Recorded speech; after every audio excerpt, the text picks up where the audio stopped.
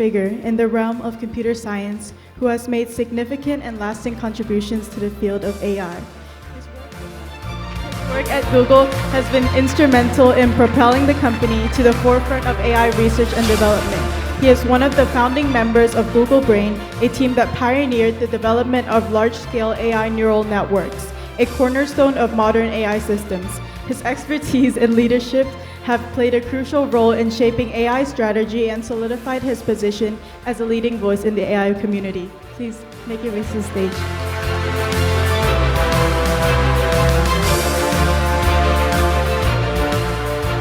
All right. Thank you so much. I'm really, really delighted to be here. My colleague Tong had asked me in 2020 to come to Vietnam and give a talk, and unfortunately COVID happened, and so I wasn't able to actually make it in person, although I did do a virtual talk. But a in-person talk is a very different experience, and so I'm delighted to actually be able to make it this year. This is my first trip to Vietnam, so I've now been here for 44 hours or something. And I'm having a great time so far. I'd like to thank the organizers for having me, and I'm just really, really excited to be here. I think the potential of AI to transform the world is very, very large, and I think Vietnam is in a very good position with your sort of strong, education system. Bringing many, many people into this field is going to be really important. All right, so. I'm going to basically just give a very broad overview of some of the exciting things that are happening in the field of machine learning and AI. And I'm presenting the work of many, many people at Google. This is not all my work. We have wonderful people doing lots of great work, some of which I'm involved in, some of which I think is just cool and you should learn about. So a few observations. So first, in recent years, machine learning and AI have really changed our expectations of what is possible with computers, and I'll talk about that in a minute. So we used to think of computers as kind of these fairly unintelligent things, but with AI, we're now able to actually have computers that can start to understand some of the kinds of information that people effortlessly understand that previously was very hard for computers.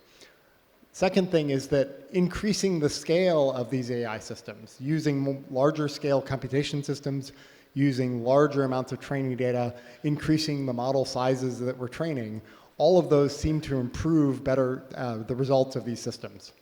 And that's kind of a key ingredient to how we've been able to make progress and how we'll probably continue to make progress in these fields. And the third thing is the kinds of computations we want to run on computers and the hardware in which we want to run them is actually changing quite a lot.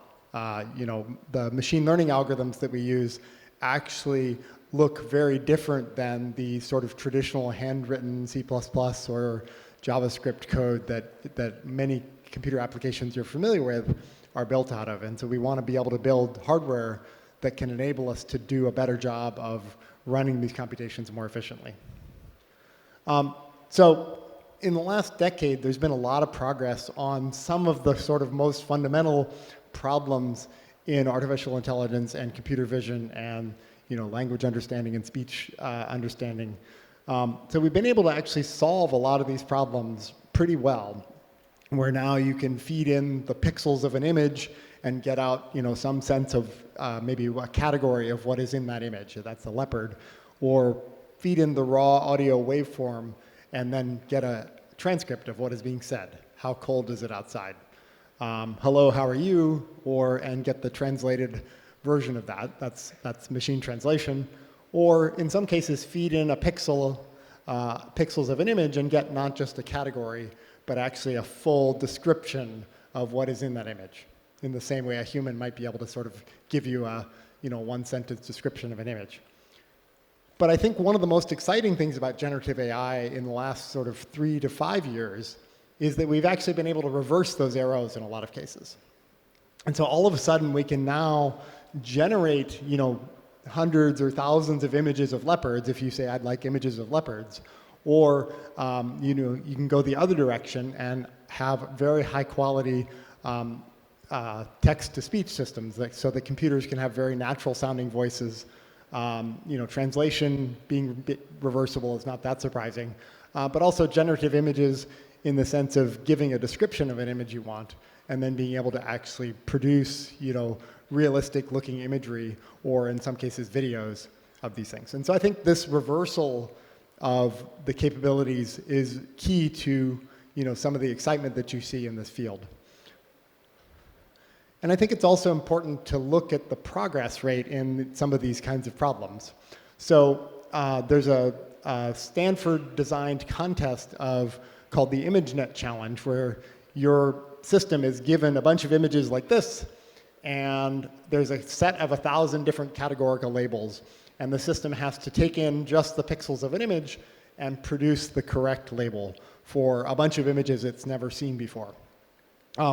And prior to 2013, most computer vision models were not using a full end-to-end learned approach using neural networks.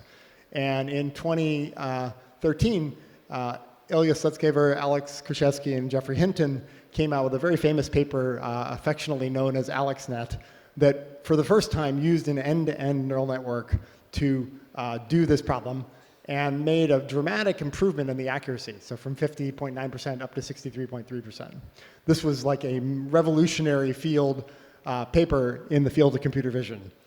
That year, I think there were 29 entrants to the contest, and only one of them used a deep neural network. The next year, I think 28 of 30 used a neural network. So this is like a huge shift in a very established field of computer vision, because people saw how important and capable these systems were. But it's also kind of easy to lose sight of how much progress we've made since then, right? We've been able to actually improve the accuracy quite substantially from that groundbreaking paper, through now people really focusing on that, bringing more people into this sort of approach to solving computer vision problems. There's sort of a similar story in speech recognition. So this is actually just over a 5-year period rather than about a 10-year period. And there's been very major reductions in the word error rate. So going from 13.25% down to 2.5%. And 2.5% is really a much more usable speech recognition system. If your speech recognition system, gets roughly 1 in 7 words wrong, that's a very different experience than something that gets 1 in 40 words wrong. So I mentioned the fact that computation is a really important capability for these models, and having more computational power that is better suited for machine learning algorithms actually is something that can really drive progress in this field, because all of a sudden you can train larger models, you can train them on more data with more efficiency. So ML optimized hardware actually turns out to be a lot more efficient, because if you really build hardware targeted at exactly the kinds of computations you want to be able to do, and discard all the other things you don't need for machine learning, you get major improvements in efficiency. And so this really enables larger scale models with both lower economic costs and also lower energy costs. And there's 2 important properties I will tell you about. So first, all of the machine learning algorithms I'm going to talk to you about today are really essentially different compositions of linear algebra operations. So that's one property. The second property is that all these neural network-based models are quite tolerant of noise. So they actually don't need you to carry out computations to many significant digits. And just as it's easier for you to multiply shorter numbers, it's also easier for computers to multiply shorter numbers. And so that means that you can actually put the ability to multiply many short numbers into the same circuitry it would take you to multiply one much longer number. And then really all the operations are sort of a handful of various kinds of linear algebra operations rearranged in various ways. So if you can make a computer that's really good at sort of low precision linear algebra, so doing matrix operations, vector operations of various kinds, that is very well suited for machine learning, and that's sort of the essential target you need to build for a really good high quality machine learning supercomputer. So we've actually been working on customized hardware for machine learning at Google for quite some time.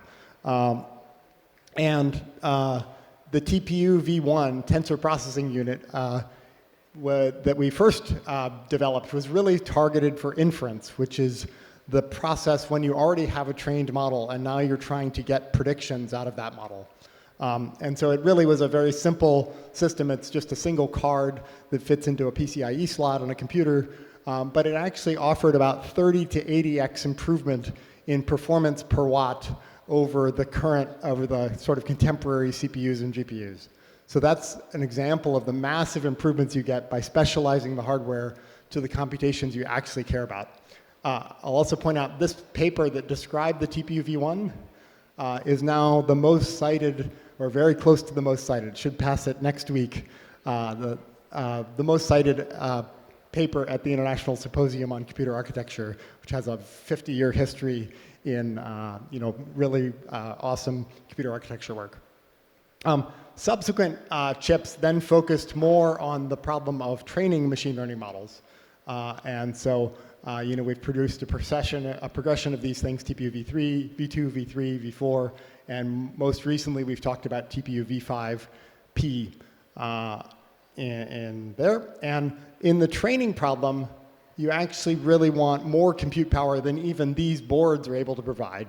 And so you're really thinking about designing an entire system around how do you build really high quality machine learning systems.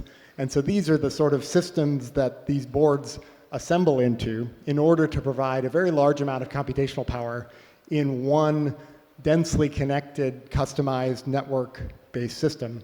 And so, we've made a lot of progress in improving the scale of these systems. So the first V2 pod was 256 chips that provided about 11 petaflops of compute. Then the V3 pod, which was a similar design but scaled up quite a bit and sort of improved the chips and the scale, was 1,024.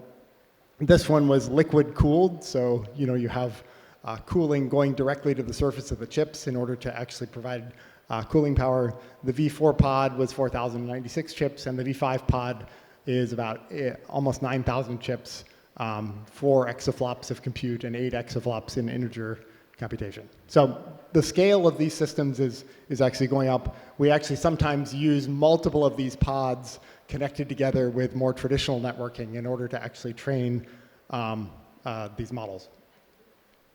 Okay, so let me take you through a quick tour of 15 years of language modeling advances, because that's really one of the keys of these generative models is how do you model human language? Can you predict what is the next word or the next sentence given some input? And that's really all these models are trained to do, is trained to predict the next token or the next word. So we've actually been training various kinds of language models. So in 2007, I and some colleagues worked on a language model that would enable us to improve the quality of Google Translate quite a lot by training a model on many, many tokens, so about 2 trillion tokens, which was quite a lot in that day, and basically keeping track of how often every 5-word sequence occurred in a large corpus of text. And we developed an innovative technique called stupid backoff that did the mathematically wrong thing, but seemed to actually work pretty well and was actually much cheaper to implement and simpler. And that actually improved the quality of translation quite a lot. We're very proud of stupid backoff. Then I and some other colleagues worked together on some of the earliest ways of modeling very large-scale corpuses of language. And one of the keys was, how do you build interesting representations of words where they're essentially represented as a large vector, and the meaning of a word is sort of encoded in where that vector is relative to other points in this high-dimensional space. So you might represent a word with a 100-dimensional vector, and then other words are kind of nearby or very far apart if they're unrelated.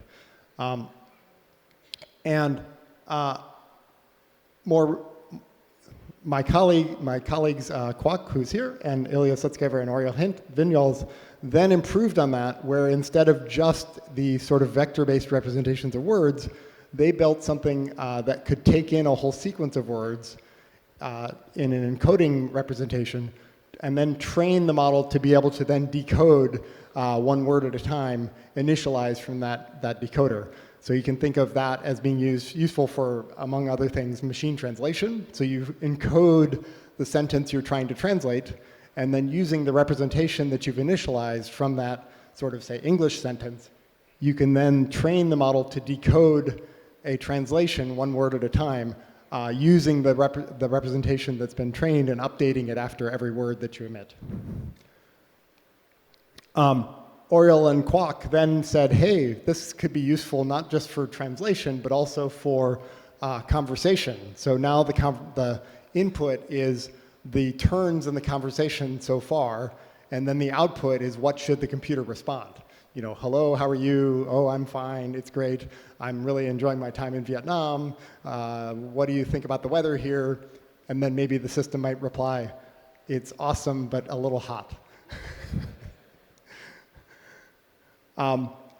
Then some other colleagues at Google developed a system where instead of encoding one word at a time and sort of updating an internal state, they had this clever idea that you should save all the states that you go through in encoding a word or encoding a sentence, and then be able to look at all those states and decide what pieces of that input were important for generating every new token.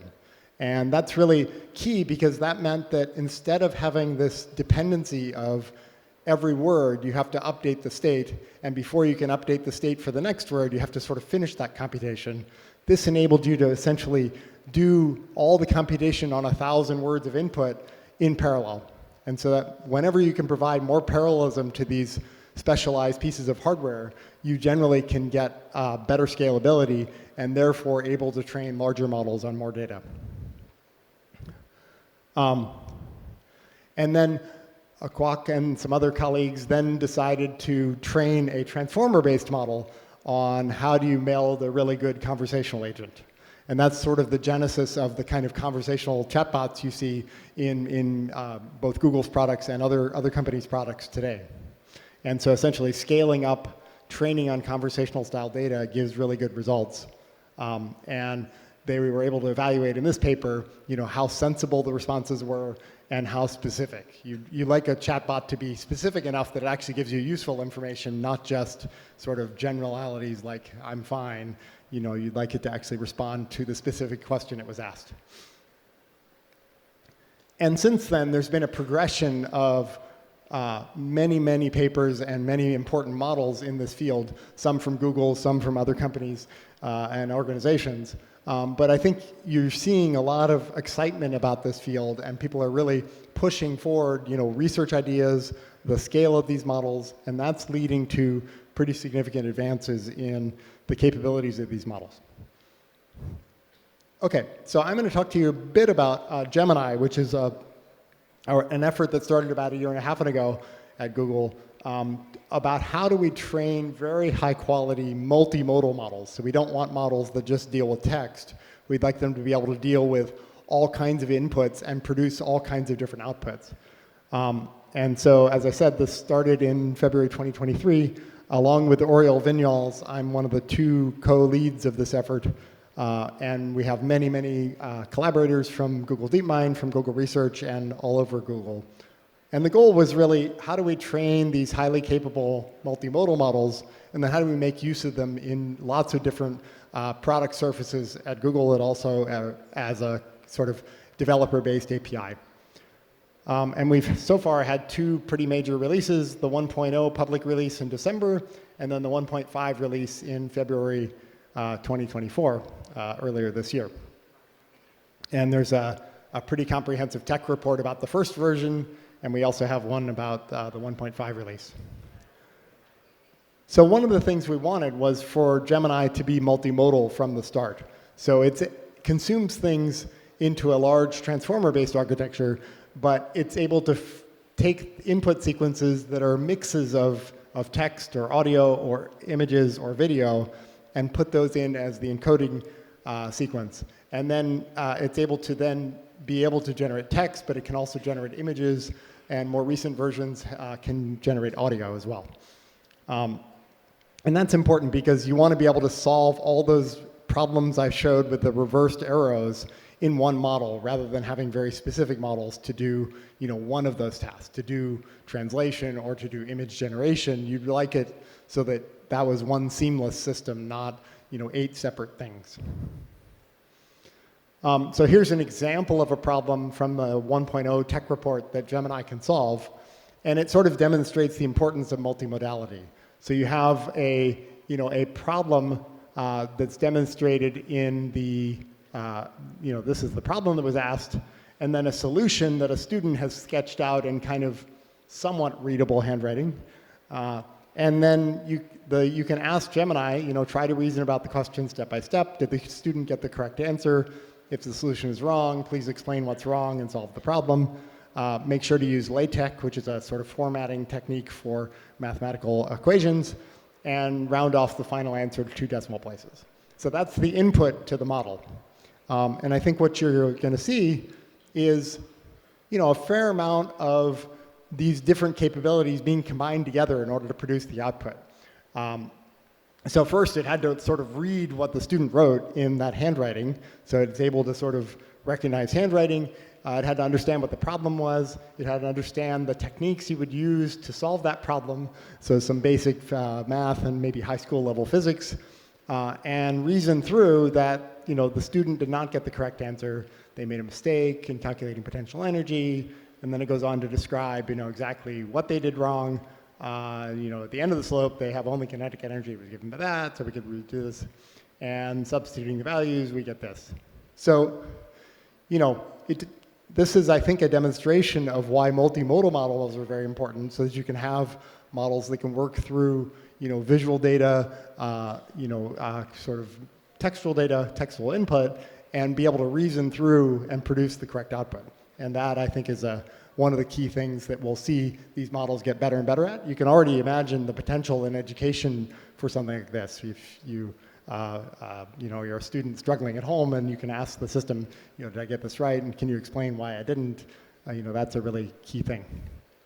And the Gemini 1.0 model, compared to the best model at that time, actually performed quite well. It was sort of state-of-the-art on 30 of 32 academic benchmarks in both kind of text and mathematical reasoning, but also across image understanding, video understanding, and various audio and multilingual translation benchmarks.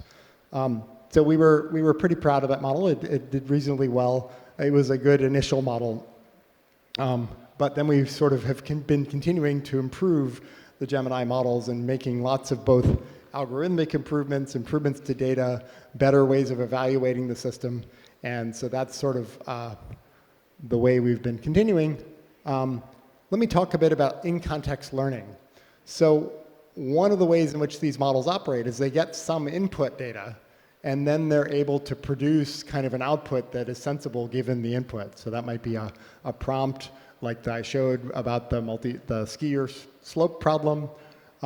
But you'd like to be able to deal with a very large amount of input data. And so having the ability to take not just like a simple problem like that, but perhaps 50 pages of text or an entire video or things like that really can make the models much more capable and much more able to sort of solve problems in the real world that people care about. Can you take these 10 documents and summarize them all for me is a really useful capability. And so in-context learning with a very large context window is one way in which you can actually improve that. So one of the things we worked on quite hard in Gemini 1.5 was the ability to have a very long context window. And we demonstrated the ability up to 10 million tokens in the initial paper, and we offered a public preview of that capability up to 1 million tokens. And also, because you turn video or audio into tokens, it can deal with quite long videos as well as quite long audio data. And it's available for people to try today, so you can try it. There's a tech report about it which talks in much more detail about the model architecture and how it was trained and what the long context capability looks like.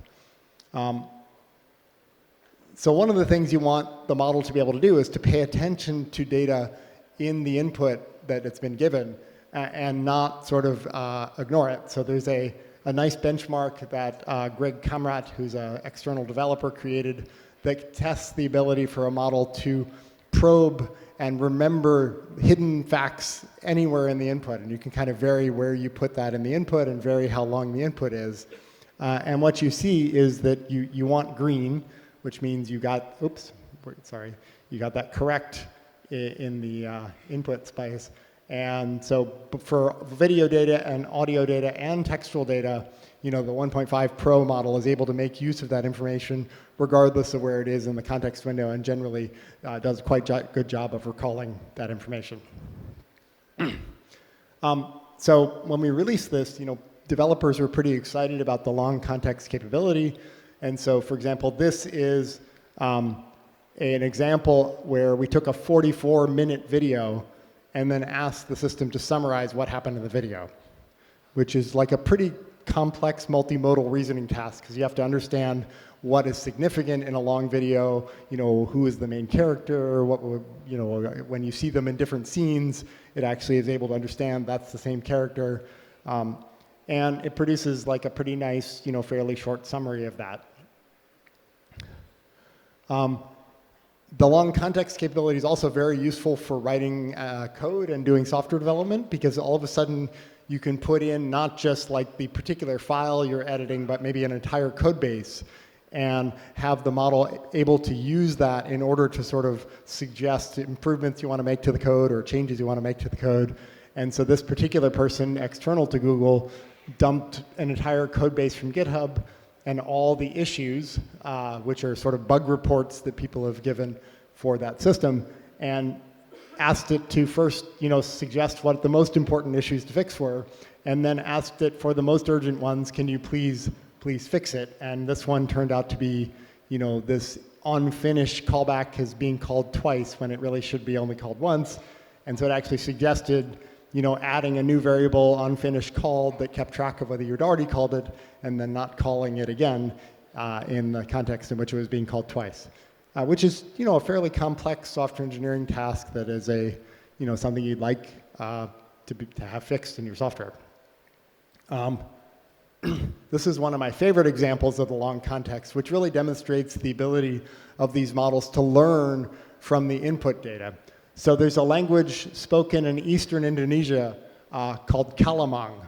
So Kalamang has about 130 speakers in the world. So it's not a highly spoken language. In fact, there's very, very little online information about Kalamang on the internet. So it's not really something that exists in the training data for these large models. There's a nice new benchmark for how well can machines learn from sort of very little information about a topic. And so there's a benchmark called machine translation from one book, where this graduate student who did her thesis work on developing a grammar for the Kalamang language actually has a 573-page thesis. And that's pretty much the only online information that exists about Kalamang. And so here's like the first part of the chapter. It's sort of a traditional academic style thesis describing Kalamang and the grammar. And how well could a system learn from just that 573-page book as the input to translate Kalamang to English and English to Kalamang? And so this is essentially the problem setup. You're given that 573-page book plus a dictionary of what word means what thing in Kalamang, and then said, given that, please translate this into Kalamang. And so Kalamang to English and English to Kalamang are the two columns here. And what you see is that other models, which have much shorter context lengths, can't accept that whole grammar manual as input. And so these are quality of translation evaluations done on a 0 to 6 scale. And what you see is that the Gemini model, when you're not given the grammar manual, does terribly. It's essentially random because it's never seen Kalamang before. But once you give it the entire book, it's actually close to the level of what a human language learner is able to do in translating English to Kalamang. So this is why the long context capability of these models is really important. You can suddenly take something the model has never been trained to do, give it a long series of instructions or some background material about that, and then are actually able to do that, quite well, on par with a human language learner who's been studying that manual for many months. Here's another example where the multimodal capability is quite good, where you all of a sudden want a list of the books on the bookshelf. So you just take a little short, 7 or 8 second video of your bookshelf, and then you say, can you please produce the list of books as a JSON array of objects with title and author keys, and voila, there the model is actually able to do that from the raw video. So this is not something you would have thought to ask a computer to do 5 or 10 years ago, but now this is a pretty interesting capability for computers to have. And similarly with video understanding, this is someone who took a video of, I think it was maybe 20 or so minutes of a bunch of famous sporting events from many different sports, and said, can you, in a table, please write the sport, the teams and athletes involved, the year, and a short description of why these moments in sport are so iconic. And the system is actually able to produce, a list of what happened in the video and who it was and what date it was and the description, purely from the video contents. So the LM-SIS evaluation of chatbots is an interesting way of evaluating how effective chatbots are. Essentially, it's a way for users to go to this LM-SIS system, and LM-SIS behind the scenes picks 2 different chatbots anonymously, and then sends the same user prompt to both chatbots. So users can ask these systems to do all kinds of different things, and they don't get to see which chatbot they're responding to. They just have to pick, do they like the left-hand side better or the right-hand side? And then you can compute something called an ELO score, which is how head-to-head rankings in a bunch of different kinds of human competitions are done, where essentially an ELO being higher by 100 points means that competitor wins 64% of the time over a competitor with a 100 lower ELO score. And so in early August this year, we actually had an experimental model that we were pretty excited about. It was the first model to hit 1,300 ELO score and actually sort of top the ranking board and also the vision subcategory of this. And we're obviously continuing to improve on this, as are many of the other people working on other models in this leaderboard. Okay, let me talk briefly about some of the sort of behind-the-scenes infrastructure that we've built for training large Gemini models. So I mentioned the TPU pods, and actually we use many pods to train these models. But when you have lots and lots of computers all cooperating together in a single task to train a model, failures will happen. Computers fail every few years, but if you have a lot of computers, at least one of them is going to fail every day. Working together. And so you want to minimize failures as much as you can, but you also care about how quickly can you recover from a failure. And so we've, for example, used rapid recovery from other copies of the model state in order to recover the training process in seconds rather than many minutes. That's one thing that is able to get us sort of 97% of the time we're actually producing useful work rather than sort of spending time recovering. And we've built software infrastructure that enables us to sort of treat many TPU chips, even across multiple pods, as sort of a single virtual abstraction, so that we can have, for example, a single Python process that is orchestrating, tens of thousands of computer chips to train a model. And just to give you a sense of how this works, if you have many pods, the within pod network, the green arrows, is a very high-speed network. But then as you go to the data center network to get communication to happen across pod boundaries, you use the slower data center network within the same building, so it's still reasonably fast. But then as you want to expand, you have multiple buildings in maybe a single data center facility, and that has some amount of bandwidth between building 1 and building 2. And then as you expand further, you might be now in another metropolitan area, and this link, although it's fat, has even less bandwidth between each sort of chip than you have within a single data center facility. And so really, we've built pathways to deal with these kinds of computational environments and to know what data center network to use, or what should it use the ICI network whenever possible, or what. And within sort of JAX plus pathways, that entire training process is driven by a single Python process on one host. Okay, faster inference is also super important. So inference is when you've already trained the model, you now have users trying to use your conversational agent or your large language model, and you'd like to make the inference cost low.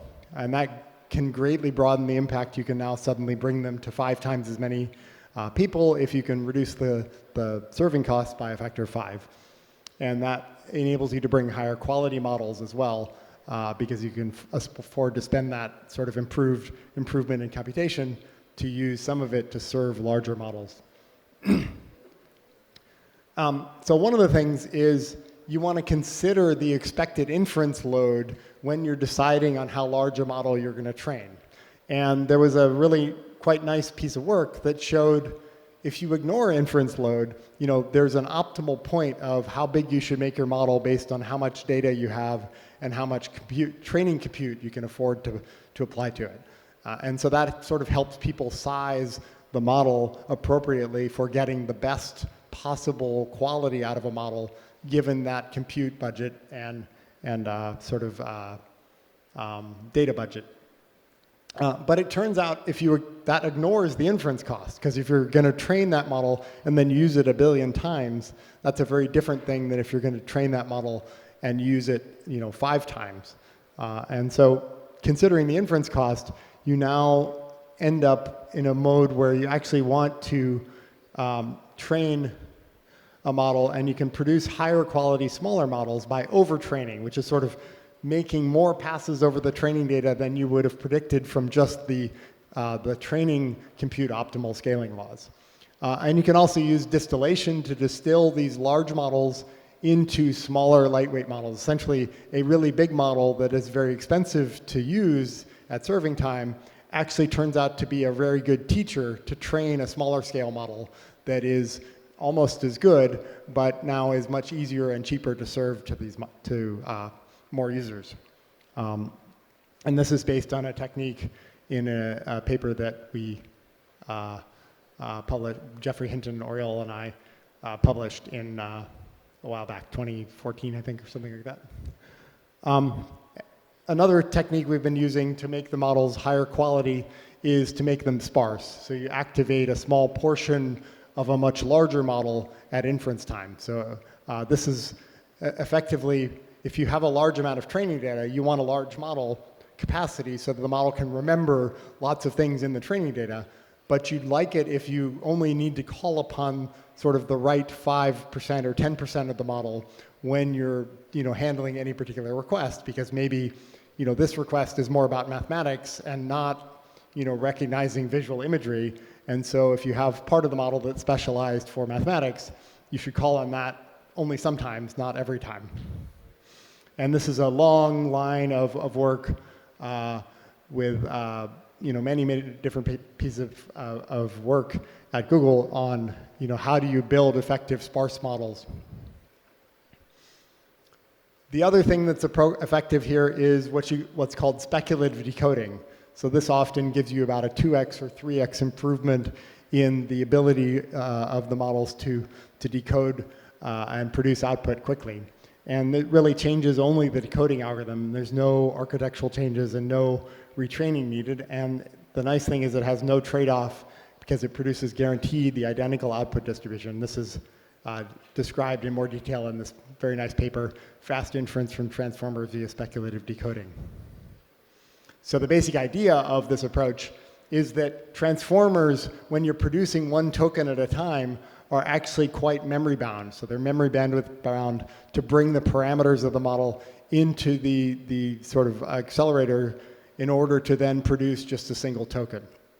It's actually almost as efficient to try to produce the next four tokens if you only knew what the state was for producing the first token and then the second token and the third token. But unfortunately, there's dependencies there that mean you actually need to know that state. So the idea here is you want to use a small model to predict the next tokens, predict 4 of them, and then make the predictions with the large model just to see if they line up with the one of the small model. And some tokens are actually a lot easier to predict than others. So for example, can you tell me what the square root of 7 is?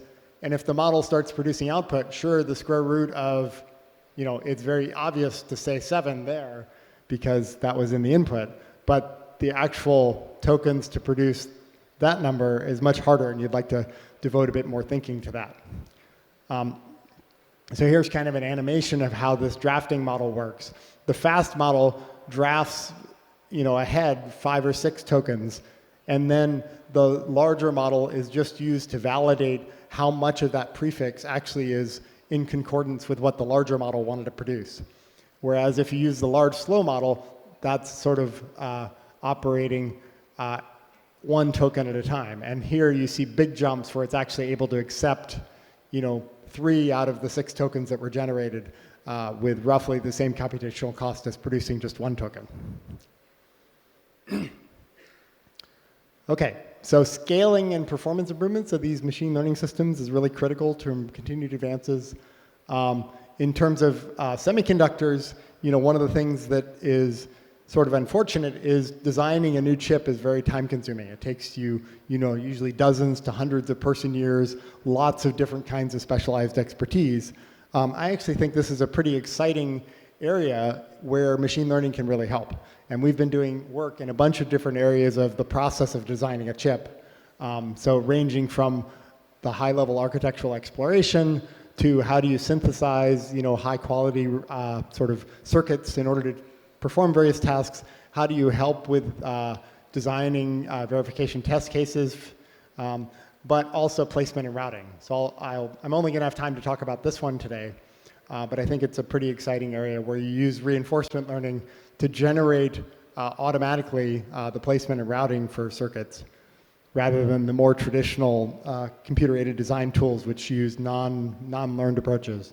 So this is a paper that we published in 2021 where we sort of proposed using a reinforcement learning-based graph approach to place different pieces of a chip design. And you can sort of see that the agent gets to it's required to place all these different pieces on the chip in such a way that you want to minimize the area of the chip. You want to also make sure that it doesn't consume too much power, and you also want to minimize things like wire length, the total wire length to connect all those components.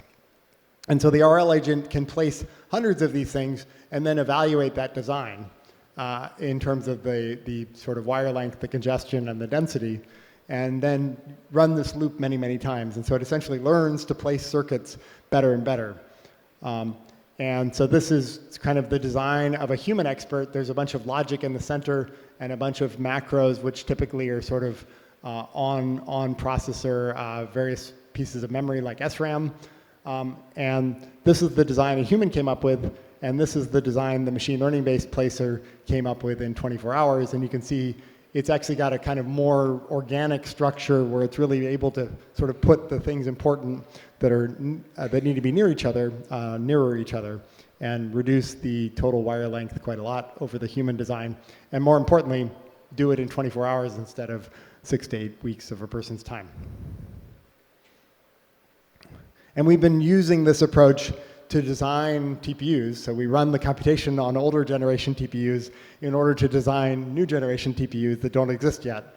And what we're seeing is that we actually have more and more blocks in the TPU design are placed by this reinforcement learning algorithm, and that the system is getting better and better at reducing the wire length relative to human experts over time.